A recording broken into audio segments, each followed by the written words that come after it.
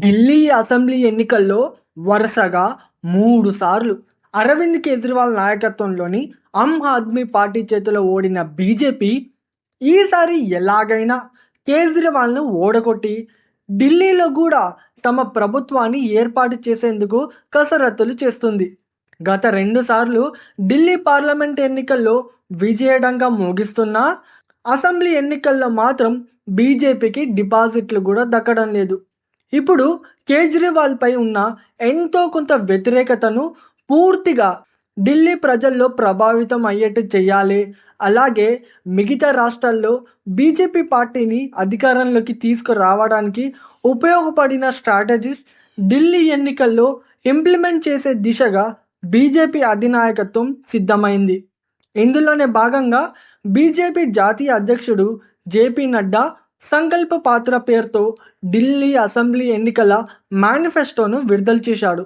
అలాగే ఇది వికసిత్ ఢిల్లీ కోసం రోడ్ మ్యాప్ అని పేర్కొంటూ ఢిల్లీని అవినీతి రహితంగా మార్చడమే బీజేపీ లక్ష్యమని జేపీ నడ్డా తెలిపారు. ఢిల్లీ ప్రజలను ప్రభావితం చేయడానికి రూపొందించిన బీజేపీ మేనిఫెస్టోలోని కొన్ని కీలక అంశాలు ఏమంటే, మొదటిది మహిళా సమ్మాన్ నిధి పేరుతో ప్రతి నెల మహిళలకు 2,500 రూపాయల సహాయం. రెండవది పేద మహిళలకు 500కే సబ్సిడీ గ్యాస్ సిలిండర్. మూడవది హోలీ, దీపావళికి మహిళలకు ఉచిత గ్యాస్ సిలిండర్. నాలుగవది మహిళలకు 6 పౌష్టికాహార కిట్లు, గర్భిణీలకు 21,000 సహాయం. ఐదవది వృద్ధాప్య పెన్షన్ పెంపు. ఇవి జేపీ నడ్డా విడుదల చేసిన బీజేపీ మేనిఫెస్టోలోని కొన్ని కీ పాయింట్స్.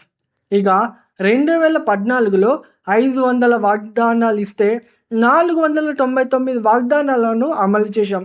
2019లో 235 హామీలు ఇస్తే 225 హామీలు అమలు చేశాం. మిగిలినవి కూడా పూర్తిగా అమలు చేస్తాం. బీజేపీ అధికారంలోకి వస్తే ఆప్ అవినీతి నుంచి ఢిల్లీ ప్రజలకు విముక్తి కలిగిస్తాం. మహిళలు మా ప్రధాన ప్రాధాన్యత. ఉజ్వల యోజన మరియు స్వచ్ఛ భారత్ కింద టాయిలెట్లు వంటి పథకాలు మహారాష్ట్ర, మధ్యప్రదేశ్లో అమలవుతున్న నెలవారీ మహిళా సమ్మాన్ కూడా ఢిల్లీలో అమలు చేస్తామని జేపీ నడ్డా చెప్పిండు. ఎన్నిసార్లు ఢిల్లీలో బీజేపీని అధికారంలోకి తీసుకురాని ఢిల్లీ ప్రజలు ఇప్పుడైనా ఎన్నుకుంటారో లేదా ఓడగొడతారా అనేది చూడాలి.